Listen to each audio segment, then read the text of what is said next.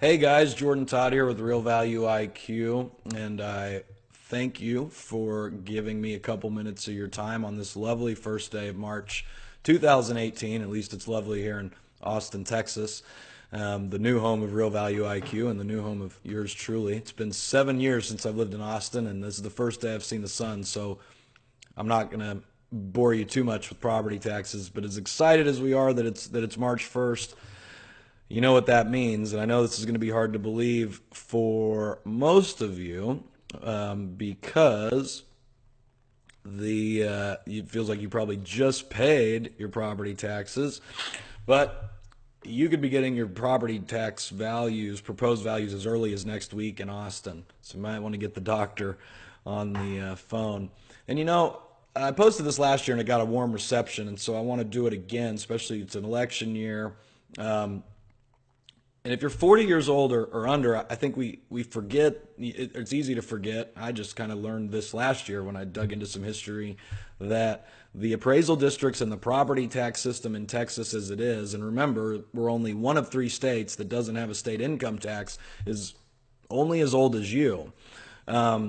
So what does that mean, or what are we looking at? Well, 40 years ago in 1979, most homesteads were assessed at 60% of their market value. Tax rate was effectively 1%, and the median home value adjusted for inflation was roughly $132,000 across the four major metro areas. That's Austin, Dallas, Houston, and San Antonio. Today, most homesteads are assessed at 98% of their market value. The tax rate's effectively 3%, and the average home value is $235,500 adjusted for inflation in those same metro areas. So, what do these differences really mean for the average Texan? Well, it means this. In 1979, the average Texan paid, on average, $780 in property taxes. Today, the average Texas homeowner pays $7,065 in property taxes, which is why everybody seems to be looking at the legislature and the government like that. And our goal at Real Value IQ is to not have you look like the sheep in that picture. So to not look like the sheep in the picture, the first thing and the best thing to do is hop on over to realvalueiq.com, give us your name, your email, and join our mailing list. When you do that, you'll get a little code. We're doing a few things different this year. One of them is that if you refer four people to Real Value in a county that we service, then you get your services for free. You already get your services for free if you don't save money, which is pretty hard to believe considering what the professionals are charging, especially when you look at the graph that's on our website that I will do a video and go into more detail on next week. But I want to point out that this graph that you see on the website basically illustrates this, which is these are our actual numbers. And Austin last year, this is our third year.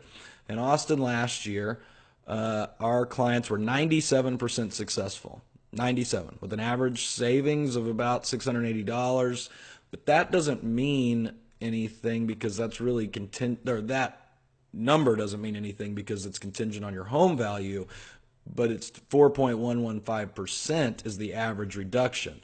So when you see that, when you see this graph, I want you to know that these are our actual numbers, and this is a cumulative savings. If you didn't do anything and your property value went up 8%, which it's minimum gone up in Austin for the last 10 years, versus if you did something in every year and received a reduction like 4.115%. Keep in mind this also does not include the federal implications now, which cap your ability to write off your property tax expenses, state property tax expenses. It caps them at $10,000, which is roughly about a $400,000 home in Texas. So best way to keep in touch and stay on top is to join the email list, but also join Facebook, or you follow us on Facebook, Instagram, and Twitter. We will be releasing 2 to 3 videos like this a week for free that kind of just look at reasons to protest and general stuff, but to get the full content, you will need to sign up and then eventually pay. We have an early bird program going right now, and guys, values could come out as early as next week in Austin.